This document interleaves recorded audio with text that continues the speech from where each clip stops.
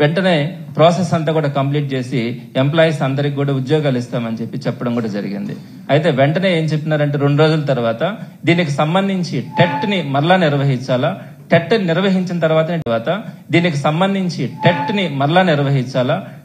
నిర్వహించిన తర్వాతనే DSC notification ఇస్తామని చెప్పినారు. కానీ యాక్చువల్గా ఇక్కడ ఒక పెద్ద మోసం ఏంటంటే అదే జూన్ నెలలోనే జగన్మోహన్ రెడ్డి గారు పెట్టినటువంటి టెట్ సంబంధించినటువంటి రిజల్ట్ ఆ జూన్ నెలలోనే వచ్చింది. మరలా టెట్ నిర్వహించాలా అనడమే పెద్ద మోసం. సరే, ఆ టెట్ కూడా నిర్వహించినారు. నవంబర్ 4వ తారీఖున ఆ టెట్ కి సంబంధించినటువంటి రిజల్ట్ ఇచ్చి నవంబర్ 6వ తారీఖున మేము డిఎస్సి నోటిఫికేషన్ ఇస్తామని చెప్పి నవంబర్ 4వ తారీఖున ప్రకటించినారు. అయితే ఒక్క రోజుకు ముందు నవంబర్ 5వ తేదీన మళ్ళా ఎస్సీ వర్గీకరణకు సంబంధించినటువంటిది ఒక వ్యక్తి దగ్గర మళ్ళీ దానికి సంబంధించి కోర్టులో వేయించి ఈ ఎస్సీ వర్గీకరణకు సంబంధించినటువంటి పూర్తిగా ఈ బిల్లు పాస్ అయిన తర్వాత ఈ డిఎస్సి నోటిఫికేషన్ ఇస్తామని చెప్పి ఇచ్చిందే 16,000 పోస్టులు కేవలం. దీనికి సంబంధించి కూడా ఈ ఎస్సీ వర్గీకరణ బిల్లు వచ్చిన తర్వాత మాత్రమే ఈ డిఎస్సి నోటిఫికేషన్ ఇస్తామని చెప్పి మళ్ళా రెండోసారి మెలుగు పెట్టినారు. అక్కడి నుంచి వైఎస్ఆర్సీపీ ప్రతిరోజు కూడా పోరాడుతూనే ఉంది. కౌన్సిల్లో గానీ చట్టసభల్లో గానీ ప్రతి దగ్గర కూడా డిఎస్సిని ఎప్పుడు నిర్వహిస్తారని పదే వైఎస్ఆర్సీపీ ప్రశ్నిస్తూనే ఉంది. దీనికి సంబంధించి ఈ గొడవలన్నీ కూడా చేస్తా ఉన్న తర్వాత నిరుద్యోగ పక్షాన పోరాడుతూ ఉన్న తర్వాత 4 రోజుల క్రితం అంటే మొన్న గురువారం రోజున ఈ ఎస్సీ వర్గీకరణకు సంబంధించి ఒక ఆర్డినెన్స్ ని తీసుకొని వచ్చి ఈ రోజున చంద్రబాబు నాయుడు గారి బర్త్డే సందర్భంగా ఈ రోజున ఈ నోటిఫికేషన్ ఇవ్వడం కూడా జరిగింది. అయితే నోటిఫికేషన్ ఇవ్వడం అన్నది ఒక పక్క కొంత ఆనందమే అయినా కూడా ఈ 6 లక్షల మంది సుమారుగా నిరుద్యోగులందరూ కూడా కొంత ఆవేదన చెందుతా ఉన్నారు. అసలు వీళ్ళ యొక్క సిస్టమ్ చూస్తూ ఉంటే గడిచిన 11 నెలలుగా వీళ్ళు తీసుకున్నటువంటి నిర్ణయాలు కానీ పోస్ట్పోన్మెంట్స్ కానీ కావాలని కోర్టులకు వేయించడం కానీ ఇవన్నీ కూడా చూస్తూ ఉంటే రాబోయే రోజుల్లో కూడా ఈ డిఎస్సి ప్రాసెస్ని పూర్తి స్థాయిలో కరెక్ట్గా కంప్లీట్ చేస్తారన్న నమ్మకం ఈరోజు నిరుద్యోగుల్లో కనిపించట్లా. అందులో భాగంగానే వైఎస్ఆర్సీపీ వాళ్ళ ఆవేదనని ప్రభుత్వం దృష్టికి తీసుకురావడానికి చేసే ప్రయత్నంలోనే ఈరోజు ప్రెస్ మీట్ కూడా కండక్ట్ చేయడం జరుగుతుంది. మొట్టమొదటిగా నేనేం మీకేం చెప్తున్నానంటే దీనికి సంబంధించి స్కూల్స్ తెరిచే రోజుకి జూన్ 1వ తారీఖు కల్లా డిఎస్సిని కంప్లీట్ చేసి ఈ 16,000 చిల్లర పోస్టులు అన్నింటినీ కూడా ఈ జాబ్స్ అన్ని కూడా ఇవ్వడం జరుగుతుంది అని లోకేష్ కానీ అట్లనే చంద్రబాబు నాయుడు గారు కానీ పదే ఇటీవల కాలంలో చెప్తా వస్తా ఉన్నారు. అయితే ఇక్కడ ఒక విషయం ఏంటంటే 4 రోజుల క్రితం ఈ ఎస్సీ వర్గీకరణ బిల్లుని తీసుకొని వచ్చినారు. అయితే ఇక్కడ ఎవరైతే వర్గీకరణ కోసం పోరాడినారో వాళ్ళకు కూడా ఈరోజు ఆ వర్గీకరణ సంబంధించినటువంటి ఆర్డినెన్స్లో కొన్ని అనుమానాలు ఉన్నాయి.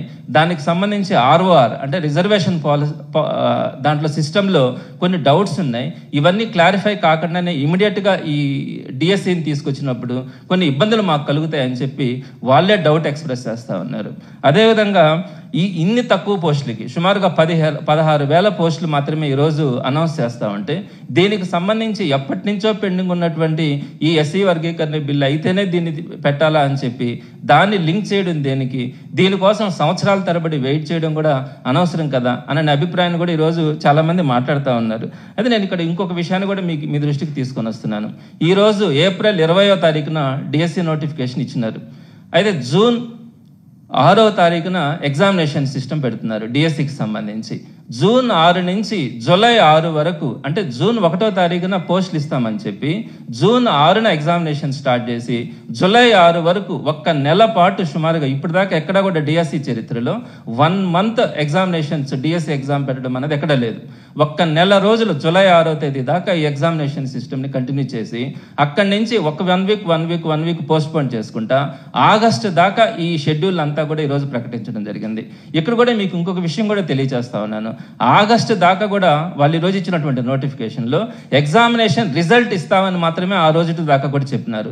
ఇంకా అక్కడి నుంచి జరిగే ప్రాసెస్ని ఎప్పటి లోపల నియామకాలు పూర్తి చేస్తాం, ఎప్పటి లోపల ఆర్డర్స్ ఇస్తామని అనే విషయాన్ని మాత్రం ఈరోజు ఎక్కడా కూడా స్పష్టంగా వాళ్ళు చెప్పాల. ఇటువంటి నోటిఫికేషన్ మనం ఎక్కడా కూడా చూడలేం. ఓన్లీ ఎగ్జామినేషన్ నిర్వహించడం మాత్రమే అందరితోనే మా పని అయిపోయింది అన్నట్టుగా ఆల్మోస్ట్ ఆగస్టు 1st వీక్ దాకా కూడా షెడ్యూల్ ఇచ్చి ఆ రోజుతో మేము రిజల్ట్ ఇస్తామని చెప్పినారు. ఇక్కడ ఇంకొక విషయాన్ని కూడా మీ దృష్టికి తీసుకొని వస్తున్నాను. టీచర్స్కి సంబంధించి మే నెలలోనే అన్నిటిని కూడా అంటే ఈ ట్రాన్స్ఫర్స్ అన్నిటిని కూడా పూర్తి చేస్తామంటున్నారు. ట్రాన్స్ఫర్స్ చేసేటప్పుడు సుమారుగా ఈ 16,347 పోస్టులు ఈ రోజు మనకు డిఎస్సి నోటిఫికేషన్ ద్వారా వ్యాకెన్సీస్ కనుక్కుండే పని అయితే వాటన్నిటిని కూడా బ్లాక్ చేయకుండానే ఇస్తామని చెప్పి కమిషనర్ నేను చెప్పినారు, మంచి మాటే. అయితే బ్లాక్ చేయకుండా ఈ ట్రాన్స్ఫర్స్ అన్ని కూడా ఇచ్చినప్పుడు కంప్లీట్గా ఈ ట్రాన్స్ఫర్స్ విషయంలో రిమోట్లో ఉండేటువంటి స్కూల్స్ అన్నీ కూడా 16,347 పోస్టులకు సంబంధించి రిమోట్ స్కూల్స్ అన్నీ కూడా వ్యాకెంట్గా తయారయ్యే పరిస్థితి ఉంటుంది. మరి అవన్నీ కూడా వీళ్ళు సుమారుగా ఆగస్టులోనే సెప్టెంబర్లోనో, అంటే ఆగస్టుకు ప్రాసెస్ అయిపోతే ఎప్పుడో సెప్టెంబర్లో నియామకాలు చేసే పని అయితే అప్పటిదాకా కూడా ఈ స్కూల్స్ నిర్వహించే అవకాశం ఉందా లేదా, అసలు వీళ్ళకి చిత్తశుద్ధి ఉందా? అంటే ఈ ప్రాసెస్ అంతా కనుక చూస్తుంటే సెప్టెంబర్ దాకా కూడా వీటన్నిటిని కూడా పూర్తి చేయకుండా ఉండడం అంటే అసలు ఈ ప్రాసెస్ని వీళ్ళకి కంప్లీట్ చేయాలన్న ఆలోచన ఉందా? జూన్ లోపలనే నియామకాలు పూర్తి చేసి స్కూల్స్కి ఇబ్బంది లేకుండా స్టార్ట్ చేయాల్సింది పోయి సెప్టెంబర్ దాకా కూడా మేము దీన్ని కంటిన్యూ చేస్తామని చెప్తే అసలు ఈ ప్రాసెస్ని కంప్లీట్ చేయాలన్న ఆలోచన ప్రభుత్వానికి ఎక్కడా కూడా ఉన్నట్టుగా కూడా కనిపించట్లా. ఇంకపోతే ప్రధానమైనటువంటి ఇంకొక పాయింట్ కూడా ఈరోజు ప్రతి ఒక్క నిరుద్యోగి కూడా చెప్తా ఉన్నటువంటి ఒక అంశాన్ని మీ దృష్టికి తీసుకొని వస్తున్నాను. 11 నెలల క్రితం జూన్ 14వ తారీఖున 2024 సంవత్సరంలో 16,347 పోస్టులకు ఆ రోజు ఫస్ట్ సంతకం పెట్టినారు. కరెక్ట్గా 11 నెలల తర్వాత ఈ రోజుకి కూడా అదే 16,347 వ్యాకెన్సీస్ ఉన్నాయి. ఆ 16,347 వ్యాకెన్సీస్కి సంబంధించి డిఎస్సి నోటిఫికేషన్ ఇస్తా ఉన్నామని చెప్పినారు. ఈ 11 నెలల కాలంలో ఎన్ని వేల మంది రిటైర్ అయి ఉంటారు, ఎన్ని మార్పులు జరుగుంటాయి? అదేవిధంగా ప్రధానంగా జీవో నెంబర్ 117, ఆ రోజు జగన్మోహన్ రెడ్డి గారు జీవో నెంబర్ 117 ద్వారా ప్రభుత్వ విద్యా వ్యవస్థని ఒక అద్భుతమైనటువంటి వ్యవస్థగా 3వ తరగతి నుంచే సబ్జెక్ట్ టీచర్తో చెప్పించి ప్రతి స్కూల్ని కూడా ఒక ఇంటర్నేషనల్ స్కూల్గా తయారు చేయాలన్న ఆలోచనతో ఆ రోజు జీవో నెంబర్ 117 తీసుకొని వస్తే దాన్ని ఒక భూతద్దంలాగా చంద్రబాబు నాయుడు గారు కానీ లోకేష్ గారిని చెప్పడం, 117 జీవోలో ఏమున్నాయో కూడా వాళ్ళకి తెలియదు స్పష్టంగా. ఆ 117 జీవోని రద్దు చేస్తామని చెప్పి అందరికీ కూడా ఒక భ్రాంతిని కలిగించినారు. అయితే 117 జీవోని రద్దు చేయకుండా ఆ 117 జీవో ప్లేస్లో కొత్త మెమోని ఒక దాన్ని తీసుకొని ఇచ్చినారు. ఈ మెమో వల్ల ఈరోజు ఎంత ప్రమాదకరమైన పరిస్థితుల్లో ఈరోజు విద్యా వ్యవస్థ వెళ్ళిపోతా ఉందంటే నేను కొన్ని పాయింట్స్ని మాత్రమే మీ దృష్టికి తీసుకొని వస్తా ఉన్నాను. సుమారుగా 19,271 ప్రైమరీ స్కూల్స్ వాటి ఉనికిని కోల్పోయి ఫౌండేషన్ స్కూల్స్గా పడిపోయే పరిస్థితి ఈరోజు వీళ్ళు తీసుకొచ్చినటువంటి కొత్త మెమో వల్ల ఏర్పడే పరిస్థితి ఉంది. అంటే వాళ్ళు చెప్తున్నది ఏంటంటే ఒక్క పంచాయతీకి ఒక్క మోడల్ ప్రైమరీ స్కూల్ కానీ లేదా బేసిక్ ప్రైమరీ స్కూల్ కానీ పెడతామని చెప్తా ఉన్నారు. మనకున్నటువంటి సుమారుగా 31,000 చిల్లర ప్రైమరీ స్కూల్స్ ఉన్నాయి. వాటిల్లో కేవలం పంచాయతీకి ఒక్క ప్రైమరీ స్కూలే కనుక పెట్టగలిగితే అది మోడల్ ప్రైమరీ స్కూల్ కావచ్చు, లేదనుకుంటే బేసిక్ ప్రైమరీ స్కూల్ కావచ్చు. సుమారుగా 19,271 ప్రైమరీ స్కూల్స్ ఫౌండేషన్ స్కూల్స్గా పడిపోయేదానికి అవకాశం ఉంది. ఇది ఒక పెద్ద ప్రమాదం అయ్యే అవకాశం కూడా ఉంది. ఇకపోతే రెండవది, అసలు అప్పర్ ప్రైమరీ వ్యవస్థనే లేకుండా తీసేస్తామని చెప్తున్నారు. 3,156 అప్పర్ ప్రైమరీ స్కూల్స్ ఉంటే వాటిల్లో సుమారుగా వాళ్ళు ఇచ్చిన డేటా ప్రకారమే 83% స్కూల్స్లో 6, 7, 8 తరగతులు 60 మంది కంటే తక్కువ విద్యార్థులు ఉన్నారన్నారు. మరి ఈ 83% అప్పర్ ప్రైమరీ స్కూల్స్ అన్నీ కూడా ఫౌండేషన్ స్కూల్స్ గానో లేదా ప్రైమరీ స్కూల్స్ గానో పడిపోయేదానికి వారు ఇచ్చినటువంటి మెమో ద్వారా స్పష్టంగా కూడా వాళ్ళు చెప్పడం కూడా జరిగింది. కేవలం 17% స్కూల్స్ని మాత్రమే హై స్కూల్స్గా అప్గ్రేడ్ చేస్తామని చెప్పినారు.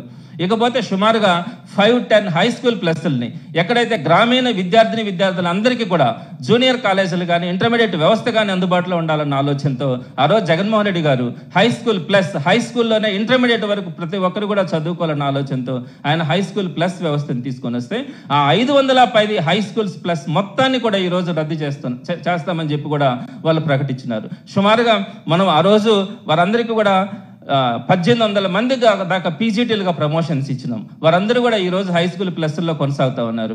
మరి ఈరోజు 510 హై స్కూల్ ప్లస్ని రద్దు చేస్తామని చెప్తున్నారు. దానికి సంబంధించి వైఎస్ఆర్సీపీ తరపున పోరాటం చేస్తే ఈ ఒక్క సంవత్సరం వరకు అందులో 290 హై స్కూల్ ప్లస్లను మాత్రమే కొనసాగిస్తామని చెప్పి మొన్న అది కూడా ఒక డౌట్గా చెప్తా ఉన్నారు. మొత్తానికి మాత్రం ఈ సంవత్సరమో వచ్చే సంవత్సరమో ఈ 5-10 హై స్కూల్ ప్లస్లను అందరినీ కూడా క్యాన్సిల్ చేసే పరిస్థితి ఉంది. అదేవిధంగా 117 జీవో రద్దు చేసిన దానివల్ల స్కూల్ అసిస్టెంట్స్గా ప్రమోషన్ పొందినటువంటి 8,000 మంది పరిస్థితి కూడా ఈరోజు ప్రశ్నార్థకమైంది. ఈ విధంగా టోటల్గా చూస్తే 19,271 ప్రైమరీ స్కూల్స్ ఉనికిని కోల్పోతా ఉన్నాయి. 3,156 అప్పర్ ప్రైమరీ స్కూల్స్ అసలు కనిపించట్లా. 510 హై స్కూల్ ప్లస్లు కనిపించట్లా. మరి ఈ 8,000 మంది స్కూల్ అసిస్టెంట్స్గా ప్రమోషన్ పొందినటువంటి వీరందరి భవిష్యత్తు కూడా ప్రశ్నార్థకం అవుతుంది. ఇన్ని మార్పులు జరిగిన తర్వాత, ఇంత ఘోరమైనటువంటి నిర్ణయాలు తీసుకున్న తర్వాత, ఈ గవర్నమెంట్ ఎడ్యుకేషన్ సిస్టంలో ఇంత డిజాస్టర్స్ లాగా ఇవన్నీ కూడా జరిగిన తర్వాత కూడా ఒక్క సంవత్సరం క్రితం ఏదైతే మీరు 16,347 పోస్టులు ఉన్నాయి వ్యాకెన్సీస్ అన్నారో, ఈ రోజుకి కూడా మళ్ళీ 16,347 పోస్టులు మాత్రం మీరు ఉన్నాయని చెప్పి వ్యాకెన్సీస్ చూపించి వాటికి సంబంధించినటువంటి డిఎస్సి నోటిఫికేషన్ ఈ రోజు ఇస్తే మీరు వీళ్ళంతా కూడా కట్టుకథల్లాగా కేవలం డిఎస్సి ఎగ్జామినేషన్ వరకు సరిపో, లేకపోతే ఈ లోపలనే కోర్టుల ద్వారా దాన్ని ఆపించడానికి చేసే ప్రయత్నంలో భాగంగా ఒక నటనలాగా కనపడుతుంది కానీ మీకు ఎక్కడ కూడా దీంట్లో చిత్తశుద్ధి ఉన్నట్టుగా కనిపించట్లా. ఎందుకంటే డిఎస్సి నోటిఫికేషన్ ఇచ్చిన దాంట్లో కూడా ఎక్కడ కూడా మీరు కేవలం రిజల్ట్ ఇచ్చిన దాకా చూపిస్తా ఉన్నారు. ఆ రిజల్ట్ ఇచ్చిన తర్వాత సర్టిఫికేట్ వెరిఫికేషన్ కానీ అపాయింట్మెంట్స్ కానీ ఎప్పుడెప్పుడు కంప్లీట్ చేస్తారు, ఏ తేదీ లోపల మీరు నియామకాలన్నీ కూడా పూర్తి చేస్తారు కూడా మీరు దాంట్లో మెన్షన్ చేయకుండా ఈ రోజు నోటిఫికేషన్ ఇస్తా ఉన్నారంటే విద్యార్థులందరూ కూడా సుమారుగా 6 లక్షల మంది విద్యార్థులు ఒక్క సంవత్సరం రోజుల నుంచి వాళ్ళు ఎక్కడెక్కడైతే ప్రైవేట్ స్కూల్స్లో పనిచేస్తా ఉన్నారో లేదా ప్రైవేట్ ఇన్స్టిట్యూషన్స్లో పనిచేస్తా ఉన్నారో వాటన్నింటిలో కూడా డ్రాప్ అయ్యి ఈ కోచింగ్ తీసుకుంటూ 6 లక్షల మంది కుటుంబాలన్నింటినీ కూడా పణంగా పెట్టి ఈ రోజు రోడ్డు మీద నిలబడుకొని ఉన్నారు. ఈ రోజుకి కూడా చిత్తశుద్ధి ఎక్కడ కూడా కనిపించట్లా. మేము ఒకటే చెప్తా ఉన్నాం వైఎస్ఆర్సీపీ తరఫున, డెఫినెట్గా పోరాటం జరుగుతుంది. ఎక్కడైతే మీరు ఇటు సూపర్ 6 పేరుతో పేద ప్రజలకు ఏదైతే హామీలు ఇచ్చున్నారో అలానే మిగతా అనేకమైనటువంటి హామీలు ఇస్తున్నారో వాటితో పాటు పోరాటంతో పాటు దీనికి సంబంధించినటువంటి మెగా డిఎస్సి కానీ అలానే మిగిలినటువంటి మీరు చేసేటువంటి ప్రతి దాంట్లో కూడా ప్రజల పక్షాన తప్పకుండా పోరాటం కూడా జరుగుతుంది. ఇంకొక విషయాన్ని కూడా మీ దృష్టికి తీసుకొని వస్తా ఉన్నాను. మీరేం చెప్పినారు, 20 లక్షల ఉద్యోగాలు మేము 5 సంవత్సరాల్లో కల్పిస్తామన్నారు. సుమారుగా 1 సంవత్సరం పూర్తయింది. మొన్న చెప్పినటువంటి గవర్నర్ గారి ప్రసంగంలో ఏం చెప్పినారు, మీరు 4 లక్షల ఉద్యోగాన్ని కల్పించినాము అని చెప్పినారు. తర్వాత మేము అబద్ధం చెప్పినామని కూడా ఒప్పుకున్నారు. ఈ 1 సంవత్సరం గడిచిపోయింది. ఇప్పటికి 4 లక్షల ఉద్యోగాలు కాదు కదా, సుమారుగా 3 లక్షల మందిని మీరు రోడ్డు మీద పడేశారు. అది సచివాలయ వాలంటీర్లు కావచ్చు, అనేకమైనటువంటి కాంట్రాక్ట్ అవుట్సోర్సింగ్ లో ఉన్నటువంటి సుమారుగా 3 లక్షల మంది ఎంప్లాయీస్ ని ఈ రోజు ప్రభుత్వ ఉద్యోగులుగా ఉన్నటువంటి వారందరినీ కూడా రోడ్డు మీదకి తీసుకొచ్చి పెట్టిన పరిస్థితి ఉంది. ఈ రోజుకి కూడా కొత్త ఉద్యోగం ఒక్కటి కూడా ఇవ్వకపోగా ఈ 3 లక్షల మంది నిరుద్యోగులు చేస్తున్నారు. ఈ రోజుకి 1 సంవత్సరం తర్వాత మీరు ఈ 16,347 పోస్టులు మాత్రమే డిఎస్సి నోటిఫికేషన్ లో చూపించి దాన్ని కూడా కరెక్ట్ గా